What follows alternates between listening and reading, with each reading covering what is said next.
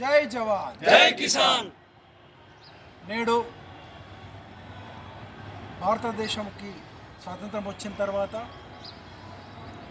భారత రాజ్యాంగాన్ని రచించుకొని 1950లో డాక్టర్ బాబాసాహెబ్ అంబేద్కర్ గారి యొక్క అధ్యక్షతన మన భారతదేశ రాజ్యాంగాన్ని రాసుకొని నిర్మించుకున్నటువంటి ఈ పవిత్ర గ్రంథమైనటువంటి భారత రాజ్యాంగం యొక్క ఆవిష్కరణ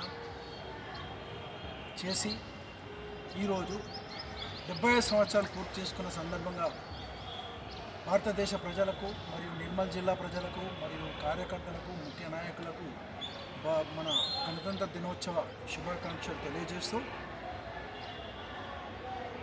మనకు అతిపెద్ద ప్రజాస్వామ్యమైనటువంటి ప్రపంచంలోనే అతిపెద్ద ప్రజాస్వామ్యమైనటువంటి భారతదేశానికి స్వాతంత్రం వచ్చిన తర్వాత బ్రిటిష్ల కాలం నుంచి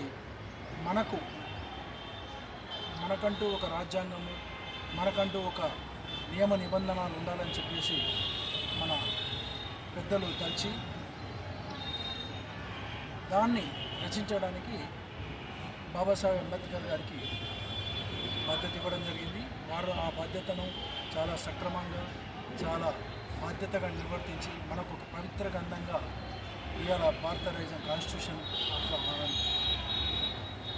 ఇండియా అని రచించి మనకి ఇవ్వడం జరిగింది. కాబట్టి మనం అందరం దాన్ని కట్టుబడి, ఆ నియమ నిబంధనలకు కట్టుబడి, ఆ వీటిలలో ఇచ్చినటువంటి ప్రాథమిక హక్కులు కానివ్వండి మరియు విధులను కానివ్వండి పాటిస్తూ మన భారతదేశం పాలన సక్రమంగా నిర్వహించుకోవడానికి అవకాశం వచ్చింది. కాబట్టి మనం అందరం కూడా బాబాసాహెబ్ అంబేద్కర్ గారికి కృతజ్ఞతలు తెలియజేస్తూ, ఇలాగే మన